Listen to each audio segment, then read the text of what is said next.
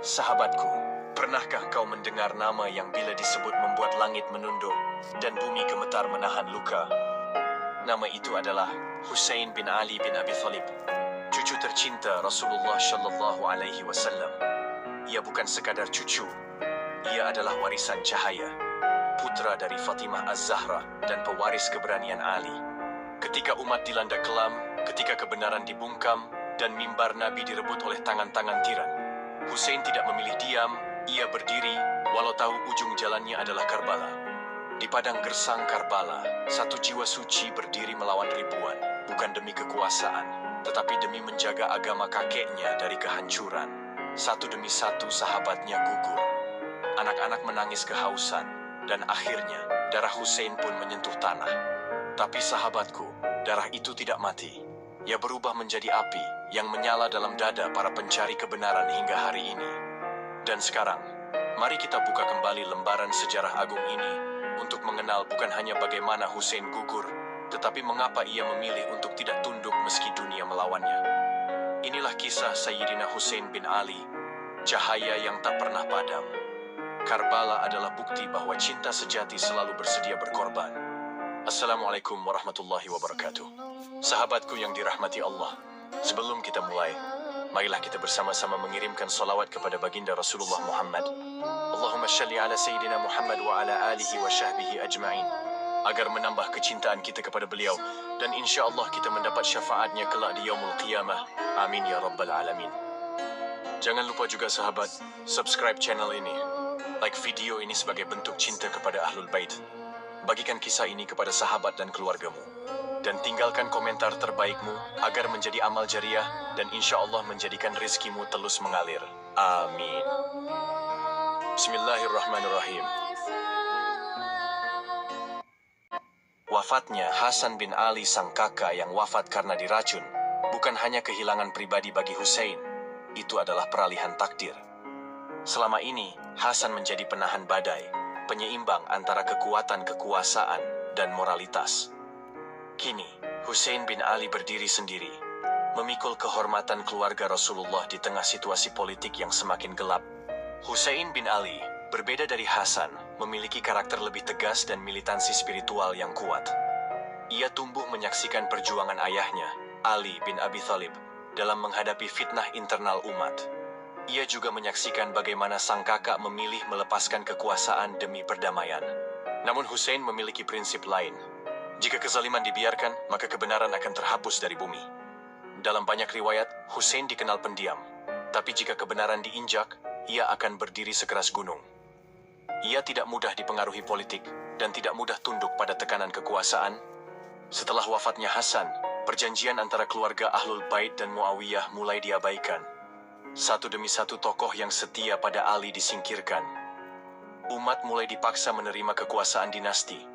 Sebelum wafatnya, Muawiyah bin Abu Sufyan telah menunjuk putranya Yazid sebagai penerus, sebuah keputusan yang menyimpang dari sistem syura, musyawarah, yang sebelumnya dijalankan oleh Khulafaur Rasyidin.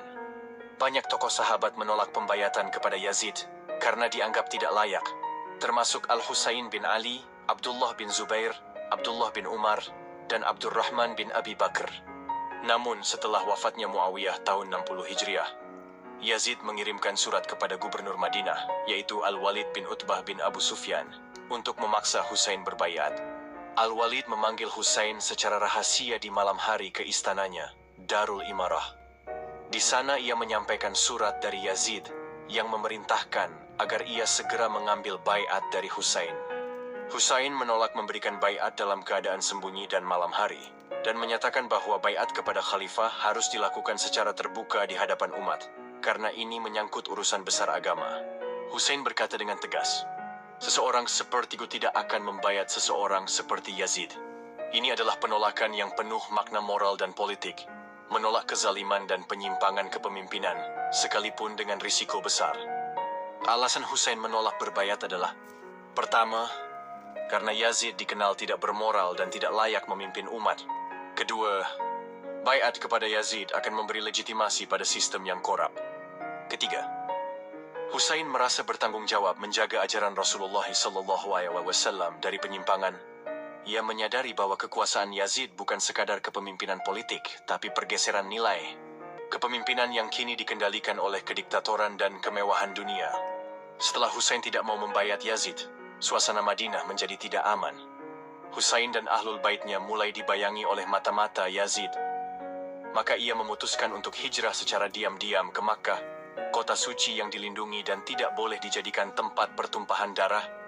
Sesampainya di Makkah, Husain berharap bisa tinggal dalam perlindungan tanah haram, tetapi ancaman tetap menghantui. Yazid mengirim utusan dan pasukan rahasia, bahkan berencana untuk membunuh Husain secara sembunyi-sembunyi. Bahkan di tengah ibadah haji, saat itu Husain sudah dalam tekanan besar.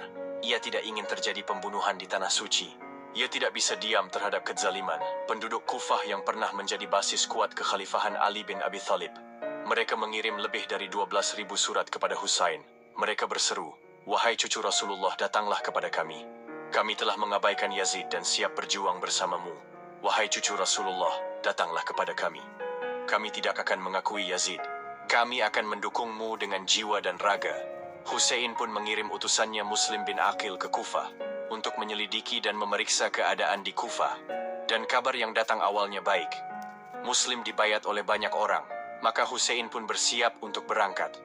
Mereka mengaku siap menyambutnya sebagai pemimpin sejati umat Islam. Muslim sempat mengirim surat bahwa Kufah tidak lagi aman.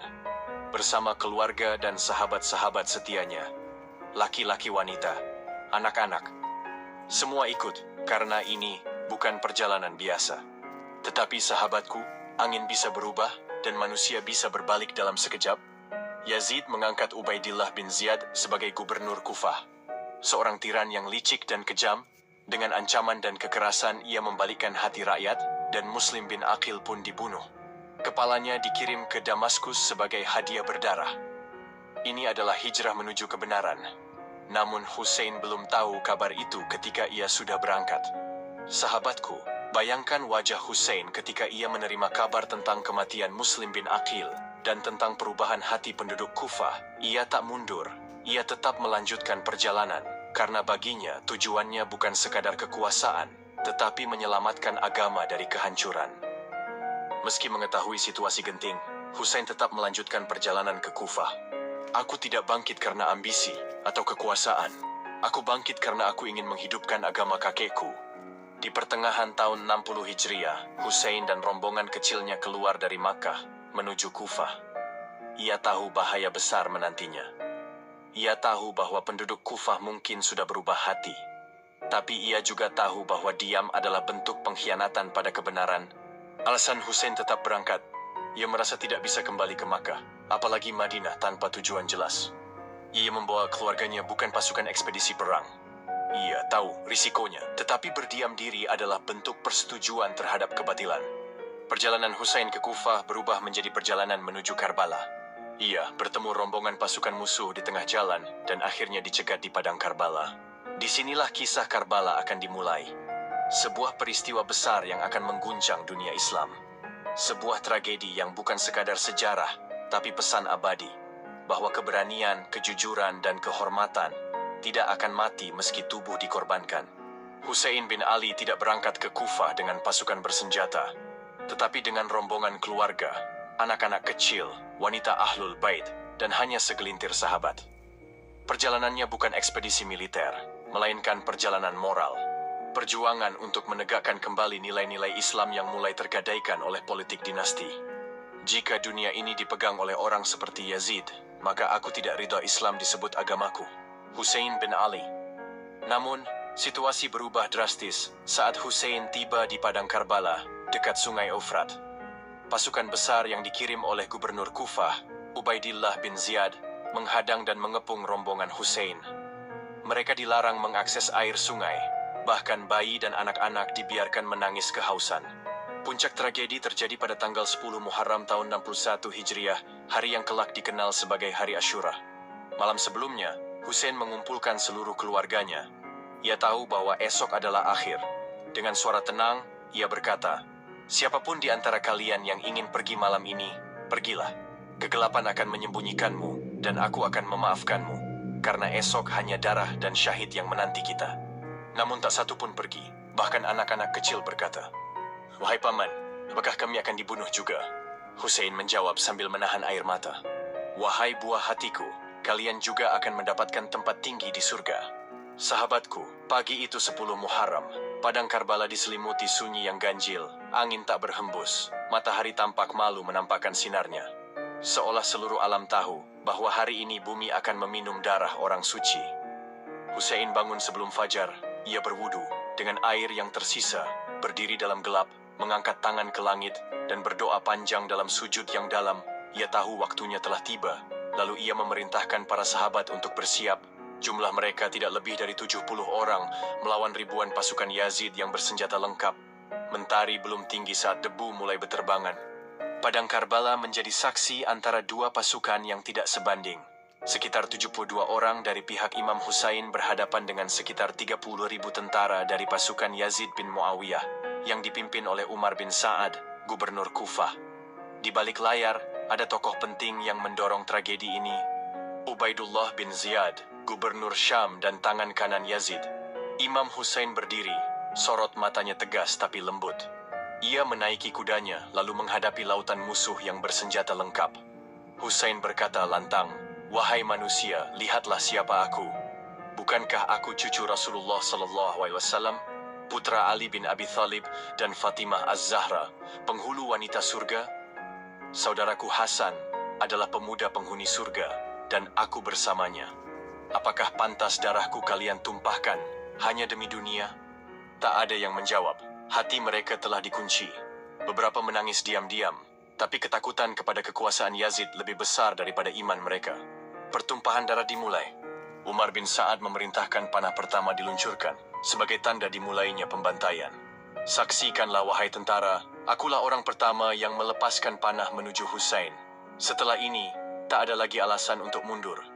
Satu persatu para sahabat Husain syahid, di antaranya Muslim bin Ausajah syahid dalam gelombang pertama. Habib bin Mazahir, sahabat lama Imam Ali, bertempur gagah hingga gugur. Saudara-saudara Husain gugur. Zuhair bin Qain, seorang pemuda pemberani yang awalnya ragu tapi akhirnya setia hingga akhir. Abbas bin Ali, Abul Fadl, sang pemegang panji, tangannya dipotong saat mencoba mengambil air dari furat untuk anak-anak. Ia gugur setelah memeluk bendera Islam dengan satu tangan tersisa. "Wahai saudaraku Husain, maafkan aku. Aku tidak bisa membawa air itu." Anak-anak Husain pun tak luput, termasuk Ali Akbar putranya yang paling mirip Rasulullah. Husain memeluknya saat hendak pergi bertempur. "Pergilah wahai anakku, tunjukkan pada mereka arti keberanian yang diwariskan dari Ali dan Rasulullah." Ali Akbar putra Husain yang tampan dan gagah, berangkat ke medan tempur dengan semangat yang membakar. Ia mirip ke Rasulullah dalam suara dan gerak tubuh, hingga musuh pun gentar melihatnya. Namun pedang tak mengenal keturunan, dan Ali Akbar pun syahid. Ali Akbar gugur dengan tubuh dipenuhi tombak dan panah. Dan satu persatu mereka gugur dengan senyum di wajah. Karena bagi mereka, kematian bersama Husain lebih manis dari hidup dalam hina. Kemudian, Husain membawa putranya yang masih bayi, Ali Asghar, Abdullah Ar-Radhi, yang kehausan di tengah panas terik. Husain berkata lirih pada pasukan musuh, "Jika kalian tidak kasihan padaku, maka kasihanilah bayi ini. Dia belum melakukan kesalahan. Berikanlah seteguk air." Namun jawaban mereka adalah panah. Hurmala bin Kahil, seorang pemanah dari pasukan Kufah, menarik busur dan melepaskan panah 3 mata. Panah itu menancap di leher Ali Asghar, menembus tangan ayahnya. Husain terdiam, menatap anaknya yang diam tak bergerak. "Inna lillahi wa inna ilaihi raji'un." Ya Allah, saksikanlah. Inilah pengorbanan seorang ayah untuk agamamu. Ia menggali lubang kecil dengan ujung pedangnya dan menguburkan bayinya sendiri dengan tangan gemetar. Namun jiwanya tetap kokoh. Sahabatku, akhirnya Husain pun turun ke medan perang. Dengan luka-luka, dengan tubuh letih, namun dengan hati yang penuh cahaya. Ia bertempur sendirian, hingga akhirnya pasukan musuh mengepungnya dari segala arah. Saat semua telah gugur, Husain tinggal sendiri. Tubuhnya penuh luka, namun wajahnya masih bersinar. Ia bertempur dengan keberanian, menebas musuh dari kanan dan kiri. Pasukan berkata satu sama lain, "Demi Allah, kami belum pernah melihat orang yang lebih sabar, lebih teguh, dan lebih terang wajahnya dari Husain meski ia berdiri di tengah kematian. Langit Karbala mendung seolah menangis. Padang tandus menjadi lautan darah Ahlul Bait. Satu persatu para sahabat dan keluarga Imam Husain gugur. Kini tinggal beliau seorang diri. Tubuhnya penuh luka, lebih dari 70 tikaman menancap di tubuh mulianya. Darah membasahi pasir Karbala. Namun wajahnya masih bercahaya, bersinar bagai bulan di tengah malam kelam. Ia berdiri sejenak, menghadap ke arah langit, langkahnya berat. Ia memandang ke arah kemah Ahlul Bait, tempat para wanita dan anak-anak menggigil dalam ketakutan. Dengan suara lembut, beliau berseru, "Adakah penolong yang akan menolongku demi wajah Allah? Adakah pelindung yang akan membela keluarga Rasulullah?" Tidak adanya jawaban selain tangisan dan gemetar dari tenda. Imam Husain kembali menghadap musuh. Mereka mengerumuninya dari segala penjuru. Lalu seseorang dari mereka melemparkan batu mengenai dahi beliau. Darah mengucur. Lalu datanglah Hurmala bin Kahil dan melepaskan panah 3 mata, menancap di leher suci Imam Husain. Beliau mencabut panah itu dengan tangannya, dan darah menyembur seperti mata air. Tubuh beliau mulai melemah. Beliau jatuh dari kudanya. Kudanya, Zuljanah, meringkik keras dan kembali ke arah kemah, seolah memberi kabar. "Sayyidku telah jatuh, pemilikku telah tersungkur." Zainab keluar dari tenda berteriak, "Ya Habibi, ya Husain! Ilahi, aku ridha atas takdirmu. Tidak ada Tuhan selain engkau. Wahai yang maha tinggi, maha agung, terimalah pengorbanan ini." Imam Husain kini terbaring di atas tanah-tanah Karbala. Menjadi ranjang terakhirnya, beliau menatap langit. Dan dengan nafas terakhirnya, beliau berdoa, "Ilahi, aku ridha atas takdirmu. Tidak ada Tuhan selain engkau. Wahai yang maha tinggi, maha agung, terimalah pengorbanan ini." Lalu Syamar bin Zil Jaushan mendekati Imam Husain yang masih hidup. Ia menginjak dada beliau dan memerintahkan Sinan bin Anas untuk memenggal kepala imam. Saat pedang hendak ditebaskan, Imam Husain tersenyum. Wajahnya bersinar luar biasa, seperti wajah Rasulullah SAW. Sinan bin Anas pun gemetar. Ia berkata, "Demi Allah, belum pernah aku melihat wajah seseorang seperti ini. Seolah aku melihat cahaya kenabian." Namun tangan tetap ditebaskan. Kepala Imam Husain dipisahkan dari tubuhnya yang penuh luka. Tanah Karbala hening, langit seakan runtuh. Pasukan pun membisu sejenak. Zainab berdiri menyaksikan dari kejauhan. Ia tak menjerit, namun berkata, "Ya Allah, terimalah pengorbanan ini. Jangan biarkan agama Muhammad hancur karena orang-orang seperti ini." Lalu Syamar bin Zil Jaushan memerintahkan agar kepalanya dipenggal. Sinan bin Anas melakukannya. Syamar berkata kasar, "Penggal kepalanya, tak ada waktu lagi." Syahadah Imam Husain, asyalin, bukan sekadar kematian, tapi merupakan puncak pengorbanan ilahiyah. Wajahnya yang bercahaya menjelang wafat disebut sebagai Nur Muhammadi yang diwariskan dari Nabi SAW. Dalam tradisi Syiah, diyakini bahwa malaikat dan ruh para nabi turun menyaksikan saat wafatnya Husain, dan langit serta bumi turut berkabung. Sinan memenggal kepala Husain dan menyerahkannya ke Umar bin Sa'ad, yang kemudian mengirimkannya kepada Ubaidullah bin Ziyad di Kufah dan akhirnya ke Yazid di Syam. Setelah itu, pasukan Yazid melampiaskan kekejian. Mereka menjarah kemah, membakar tenda, dan menawan perempuan Ahlul Bait, termasuk Zainab binti Ali dan Ali Zainal Abidin yang sedang sakit. Tubuh Husain diinjak-injak kuda atas perintah Umar bin Sa'ad agar tidak lagi bisa dikenali. Setelah tanah Karbala dibasahi darah suci para syuhada, setelah tubuh Imam Husain tergeletak tanpa kepala di padang tandus itu, setelah bayi Ali Asghar meregang nyawa di pelukan sang ayah, dan Abul Fadl Abbas gugur dengan tangan terputus, kini tirai tragedi belum tertutup. Musibah belum usai, derita belum selesai. Yang tersisa adalah perjalanan panjang Ahlul Bait sebagai tawanan. Zainab binti Ali, adik dari Imam Husain wanita mulia, putri dari Sayyidah Fatimah Az-Zahra, dijadikan tawanan, dipermalukan, diarak dari Karbala menuju Kufah di bawah terik matahari. Tanpa hijab sempurna, dikawal oleh tentara-tentara yang menertawakan dan mengolok-olok, kepala para syuhada termasuk kepala cucu Rasulullah ditancapkan di ujung tombak diarak di hadapan masyarakat. Lalu tibalah mereka di Kufah. Di kota itu, Zainab berdiri di hadapan orang-orang yang menangis menyaksikan rombongan tawanan. Namun Zainab tidak diam. Ia berpidato dengan suara yang kuat dan berwibawa. Ia membongkar kemunafikan umat. Ia menggugah nurani yang telah tertutup. Wahai penduduk Kufah, wahai orang-orang yang berkhianat, tidakkah kalian malu kepada Allah dan Rasul-Nya? Kalian menangis sekarang.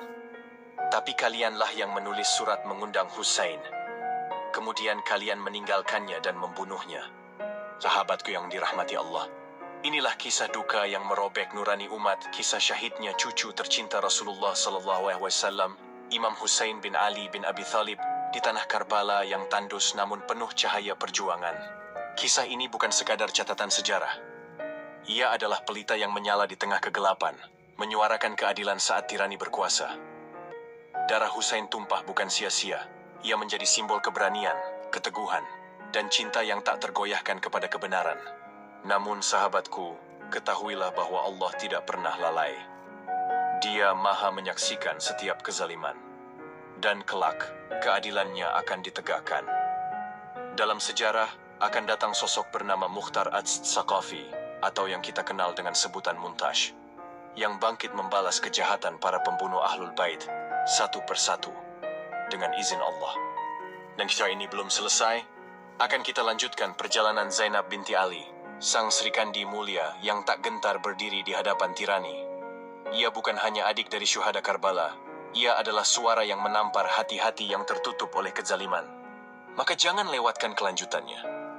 Tekan subscribe, like, dan tinggalkan komentar terbaikmu untuk menunjukkan cintamu pada kebenaran, agar kita bisa bersama-sama melanjutkan kisah perjuangan agung ini, dari luka Karbala menuju cahaya kebangkitan. Wassalamualaikum warahmatullahi wabarakatuh.